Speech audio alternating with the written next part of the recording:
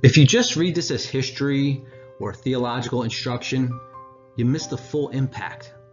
As I shared in the lessons on Jesus' temptation in the wilderness, my issue usually isn't acknowledging Jesus' divinity. Like many Christians, I accept that easily enough. But we miss the true drama of the moment when we forget that he was fully human as well. Now, obviously, the crucifixion itself is the worst part, but it may be the personal betrayal of Judas, Peter, and the rest of the disciples, as well as the throngs of thousands who were cheering Hosanna one week and crucify him the next, which really caused such anxiety in Gethsemane.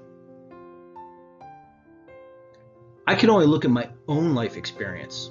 I was a police officer for 26 years, and people would always ask about the stress involved.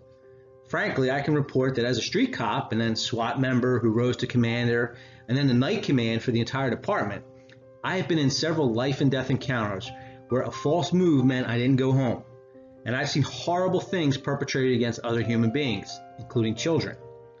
But none of that really bothered me. I had gone into the job expecting the worst. So when it occurred, there wasn't any trauma. What I didn't anticipate was betrayal from within the department. I read one too many comic books as a kid and believed all that thin blue line brotherhood stuff you always hear about cops on TV and in the movies. The reality, however, is that while it is a noble profession and those who risk their lives on our behalf should be honored, they are not all knights. They are very human and act as such, pursuing their own self-interest and betraying close friends if it is politically expedient or if their own careers are threatened. This shouldn't be shocking considering, as we will see, even the 12 disciples chosen by Christ himself all faltered in a similar situation.